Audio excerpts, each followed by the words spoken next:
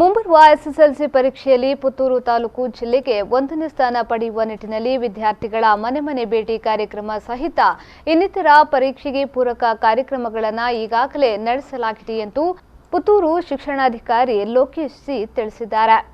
ಪತ್ರಕರ್ತರಿಗೆ ಈ ಕುರಿತು ಮಾಹಿತಿ ನೀಡಿದ ಅವರು ಕಳೆದ ಸಾಲಿನಲ್ಲಿ ಅಂದರೆ 2018-19ನೇ ಸಾಲಿನಲ್ಲಿ ಪುತ್ತೂರು ತಾಲೂಕು ಜಿಲ್ಲೆಯಲ್ಲೇ 4ನೇ ಸ್ಥಾನ ಪಡೆದಿದೆ.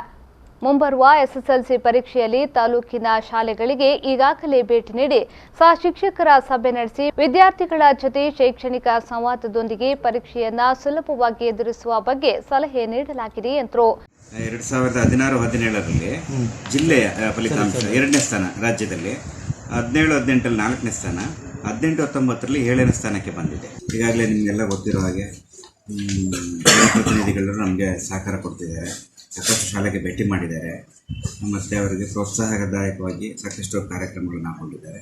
ಆನಂತರ MLA ಭೇಟಿ ಮಾಡಿದ್ದಾರೆ, ತಾಲೂಕು ಪಂಚಾಯತ್ ಅಧ್ಯಕ್ಷರು ಸದಸ್ಯರು ಎಲ್ಲ ಇದ್ದಾರೆ.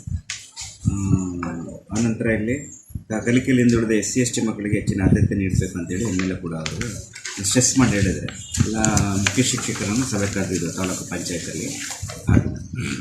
ತಾಲೂಕಿನಲ್ಲಿ ಕಳೆದ ಸಾಲಿನಲ್ಲಿ ಸುಮಾರು 600 ವಿದ್ಯಾರ್ಥಿಗಳು ಅನುತ್ತೀರ್ಣರಾಗಿದ್ದು, ಈ ಸಂಖ್ಯೆಯನ್ನ ಕಡಿಮೆ ಮಾಡುವ ಉದ್ದೇಶ ಹೊಂದಲಾಗಿದೆ. ಗಣಿತ, ವಿಜ್ಞಾನ, ಸಮಾಜ ವಿಷಯಗಳಿಗೆ ಸಂಬಂಧಿಸಿದಂತೆ ಉತ್ತೀರ್ಣರಾಗಲು ಮಾದರಿ ಪತ್ರಿಕೆಯನ್ನ ಉಚಿತವಾಗಿ ವಿತರಿಸಲಾಗಿದೆ. 300 ಮಂದಿ ಭಾಷಾ ಶಿಕ್ಷಕರ ಶೈಕ್ಷಣಿಕ ಕಾರ್ಯಾಗಾರ, ಗಣಿತ, ವಿಜ್ಞಾನ, ಸಮಾಜ ಶಿಕ್ಷಕರ ಸಭೆ ನಡೆಸಲಾಗಿದೆ ಎಂದು ತಿಳಿಸಿದರು. ಶಾಲಾವಾರು ರಿವೈಸ್ ಮಾಡೋದ್ರ ಮೂಲಕ ನಾವು ಅದನ್ನ ಕಾರಣ ಟೋಟಲ್ ಇದೆ ಅಂದ್ರೆ ಇದು ಪೂರ್ವ ತಯಾರಿ ಪರೀಕ್ಷೆ ಇದರಲ್ಲಿ ನಮಗೆ ಪರಿಸ್ಥಿತಿ ಮಕ್ಕಳು ಹೇಗಿದೆ ಕಲಿಕೆ ಅನ್ನೋದು ತಿಳ್ಕೊಳ್ಳಿಕ್ಕೆ ನಾವು ಮಾಡಿದ್ದೇವೆ. ಇಲ್ಲಿ ಟೋಟಲ್ ಹೇಳಿದಾಗ ನಮಗೆ 790 ಮಕ್ಕಳು ಬಂದಿದ್ದಾರೆ.